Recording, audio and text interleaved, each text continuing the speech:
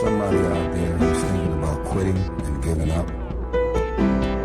Somebody who has been praying for years for things to turn around. And they're asking God, they're questioning God. Where is it? What, when, where?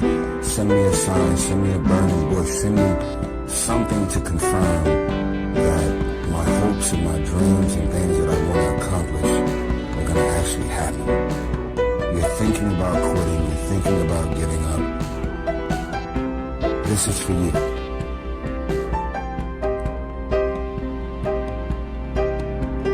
Don't give up. Don't give up. Stay in it. Stay focused.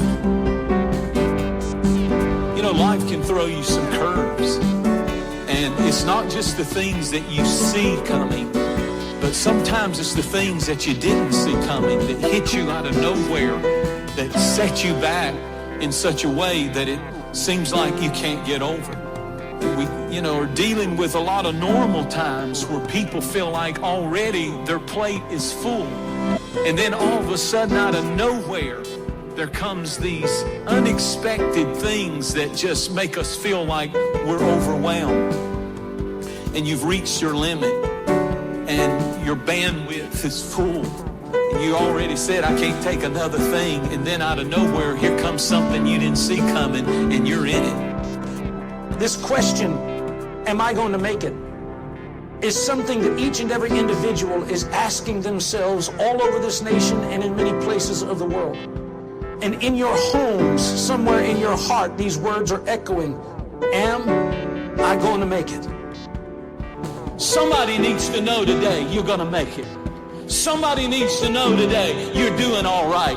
You may not be what you ought to be, but you're not what you used to be. And you're going to get there by God's grace. Don't you give up. Don't you quit. And don't you keep putting yourself down. You're doing better than you think you are.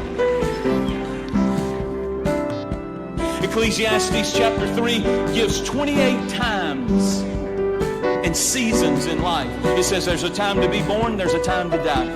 There's a time to laugh, there's a time to cry. There's a time to dance, there's a time to mourn. There's a time to gather, there's a time to let go. It's 28 different times in life. The one time I can't find in there is the time to quit.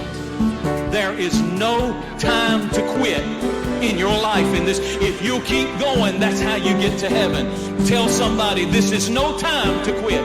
You may have bars, you may have chains, but you're still blessed. When you come into a season of struggle like you're in right now, do not be defeated, because if you're breathing and the sun is shining, then God has a purpose for you.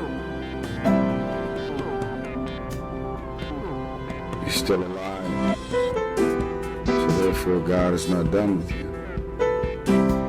You're still here. God has a plan for your life. God has things in mind for you beyond anything you could ever imagine. Shake off feeling sorry for yourself. Shake off don't nobody love me talk. Shake off all of that talk of, being a victim. It's time to encourage yourself in the Lord. Stand up to life. Stand up to this challenge and encourage yourself in the Lord. It's bad. We've lost a lot, and we don't have a guarantee of anything in the future except God is with us. The person who prevails is the person who refuses to give up. The person with the mental toughness is the person who will triumph. The testing of your faith produces perseverance. The man who can get up one more time than the time he's knocked down is going to be the winner. Being knocked down is not a problem, but staying down is a problem. Get up, because success begins by getting up one more time than you've been knocked down. The Bible declares in Proverbs 24:16, listen to this: for though a righteous man falls 7 times, he rises again. For though a righteous man falls 7 times, he rises again. Again. You're not a failure for falling down. You're a failure for staying down. You know, it's amazing how many people in the world have done phenomenal things after having failed numerous times in their life. And so failure doesn't have to be the end. Making mistakes doesn't have to be the end.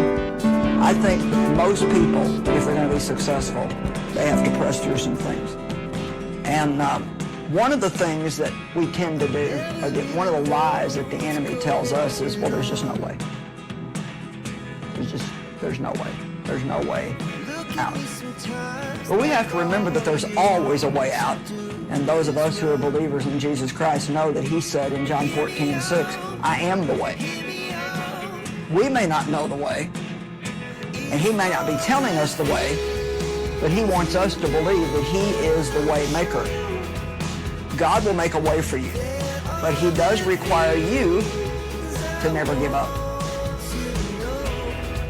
If you invite Jesus in, if you passionately get on your knees and pray, if you invite him in, he will show up.